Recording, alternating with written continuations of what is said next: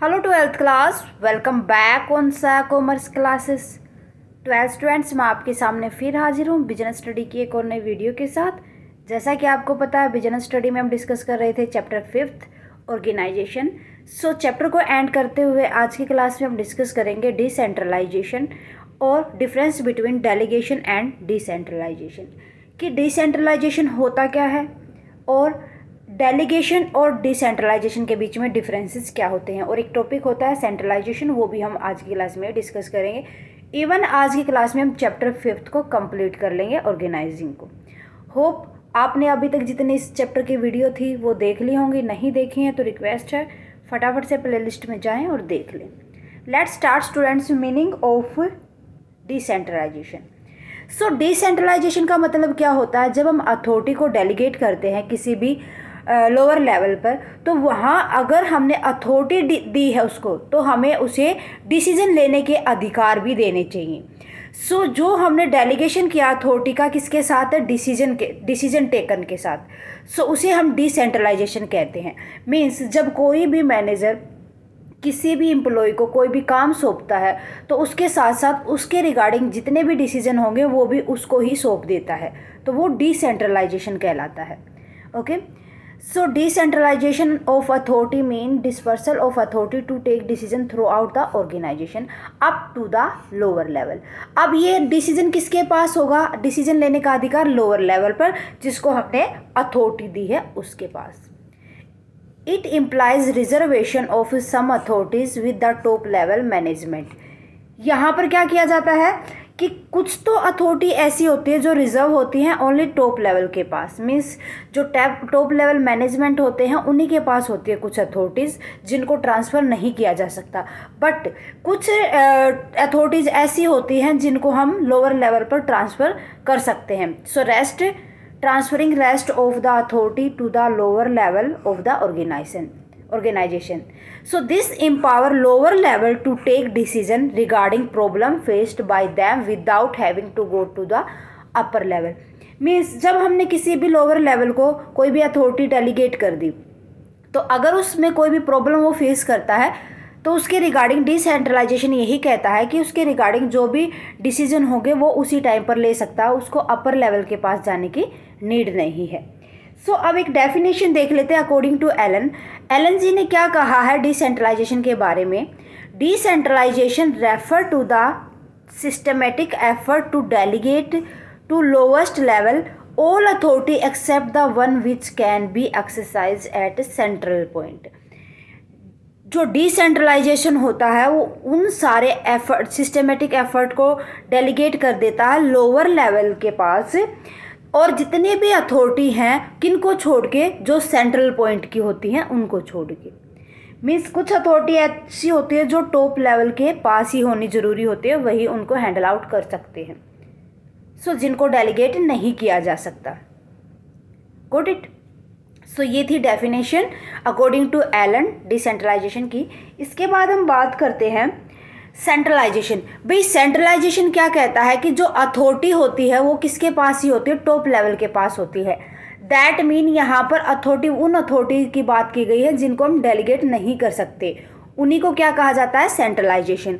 Means जो authority top level के पास ही होती है, उससे रिलेटेड डिसीजन भी, उस अथॉरिटी भी, रिस्पॉन्सिबिलिटी भी, उनको डेलीगेट नहीं किया जा सकता, वो सेंट्रलाइजेशन के अंदर आते हैं। Got it? बट जो डिसेंट्रलाइजेशन होता है वो क्या होता है? Systematic delegation of authority at all level and in all department of the firm. कि सिस्टमेटिक तरीके से जितनी भी अथॉरिटी उनको डेलीगेट किया जा सकता है सभी लेवल पर और सभी डिपार्टमेंट में। Firm need to balance the to.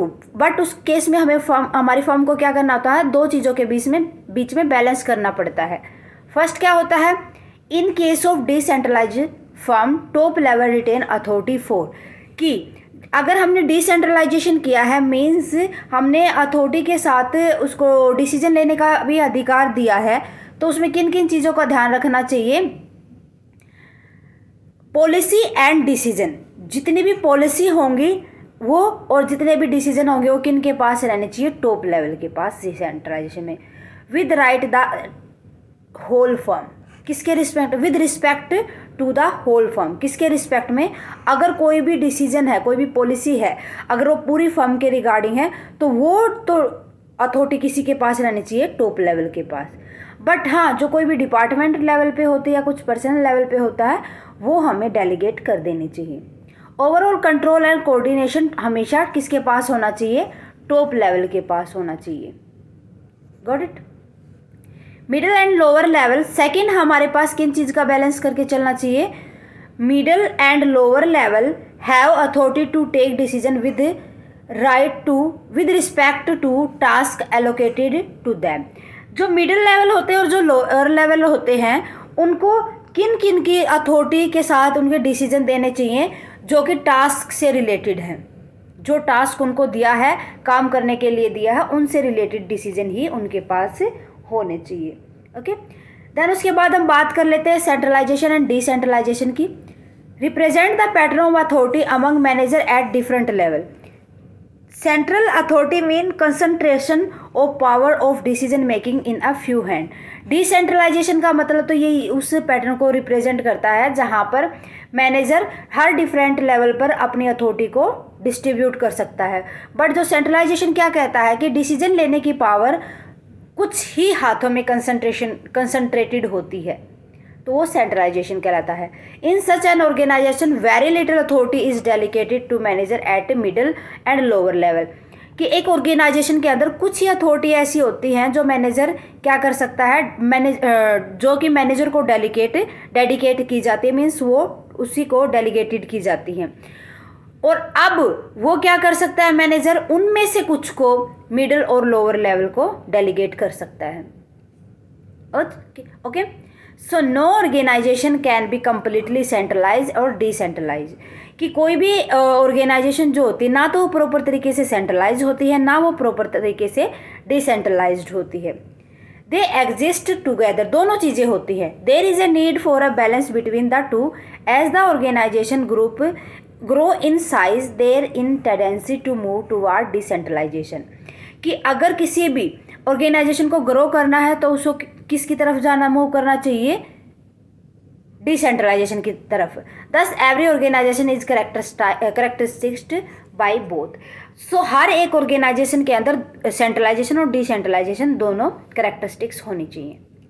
Okay, फिर उसके बाद आती हैं डिसेंट्रलाइजेशन की कुछ इंपॉर्टेंस।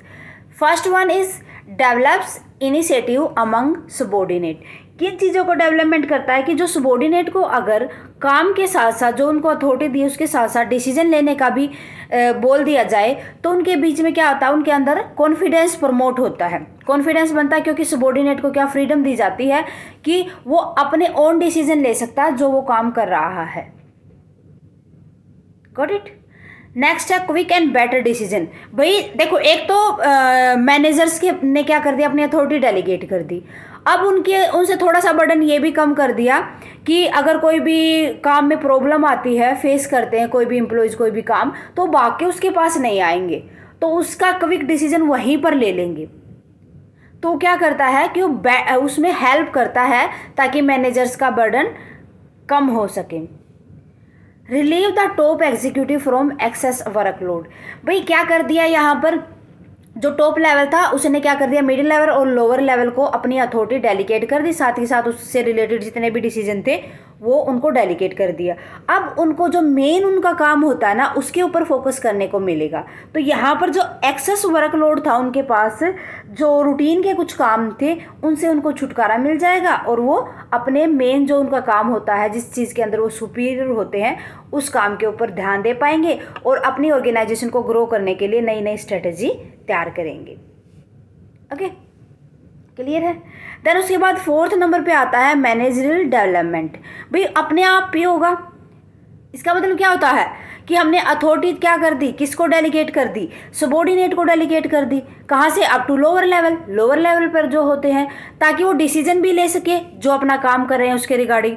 तो उनको किस चीज़ में हेल्प मिलेगी कि उनका पर्सनल जो खुद का क्या होगा, डेवलपमेंट होगा। अगर उनका खुद का डेवलपमेंट होगा तो उनकी हेल्प करेगा, उनको अपॉर्चुनिटी मिलेगी कि वो ऑर्गेनाइजेशन में कुछ अपना कंट्रीब्यूशन कर सके, कोई भी डिसीजन ले सके। तो वो ये मानते हैं कि ऑर्गेनाइजेशन के साथ साथ उनका भी खुद का भी डेवलपमेंट होता है, और वो अगर उनका खुद का डेवलपमेंट होगा तो वो पूरी ऑर्गेनाइजेशन के डेवलपमेंट के बारे में भी सोचेंगे, और मैनेजमेंट जो होता है वो अच्छे से हो पाएगा। क्योंकि यहाँ पर हमने मैनेजर्स के जो टॉप लेवल एग्जीक्यूटिव थे उनके क्या कर दिए, वर्कलोड भी कम कर दिया, बर्डन भी कम हो गया उनका, तो अब वो मैनेजमेंट अच्छे से कर पाते हैं। तो यहाँ पर इसका मतलब यही है कि वो मैनेजर डेवलपमेंट अच्छे से कर पाएंगे। Better control, obviously better control तो होगा ही, क्योंकि यहाँ पर जो काम हमने किसी भी मतलब लेवल पर सौंपा गया है तो वो क्या करेगा, उसकी परफॉर्मेंस को इवैल्यूएट कर पाएंगे कि उसने उस काम को किस तरीके से हैंडल किया और किस तरीके से उसने उसके रिगार्डिंग कितने सक्सेसिव डिसीजन लिए हैं। ठीक है, so which result in completely control over all the activity. उसका रिजल्ट क्या आएगा, जितनी भी एक्टिविटी होती हैं एक ऑर्गेनाइजेशन के अंदर उन सबके ऊपर कंट्रोल बन पाएगा, बेटर कंट्रोल हो पाएगा। ओके, सो क्लियर है। देन उसके बाद एक लास्ट टॉपिक बचता है इस चैप्टर में कि जो डेलीगेशन होता है और डिसेंट्रलाइजेशन होता है, अब उनके बीच में डिफरेंसेस क्या क्या आ जाएंगे।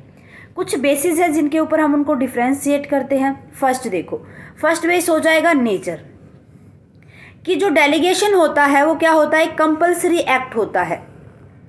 किस नेचर का होता है कि वो कंपल्सरी एक्ट है। बट जो डिसेंट्रलाइजेशन होता है क्या होता है, वो एक ऑप्शनल पॉलिसी होती है कि हमारे पास ये हम सेंट्रलाइज रखें अपने ऑर्गेनाइजेशन को या डिसेंट्रलाइज रखें या बोथ रखें, वो हमारे हाथ में होता है। एक पॉलिसी के अकॉर्डिंग वो ऑप्शनल होता है, कंपल्सरी नहीं होता। फ्रीडम ऑफ एक्शन, सो जो डेलीगेशन होता है उसके अंदर डिसीजन लेने का तो उनके पास अधिकार होता नहीं।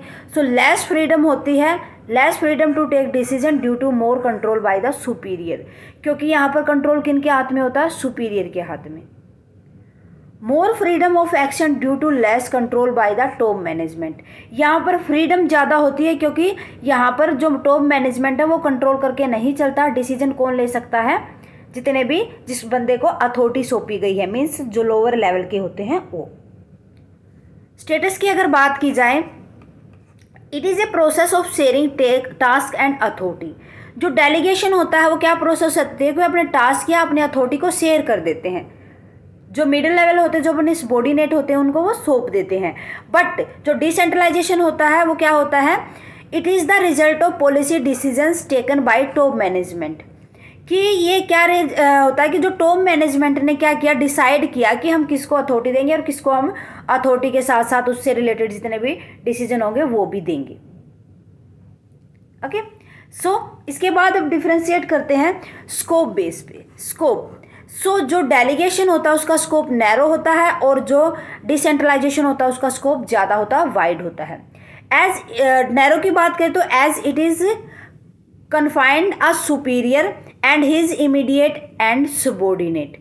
तो यहाँ पर नैरो का मतलब क्या होगा, कौन इसको कन्फाइंड करेगा, सुपीरियर करेगा किसको, अपने जितना जल्दी पॉसिबल होगा अपने सबॉर्डिनेट को। बट जो डिसेंट्रलाइजेशन होता है वो क्या इंक्लूड करके चलता है, extension of delegation to the all the level of management.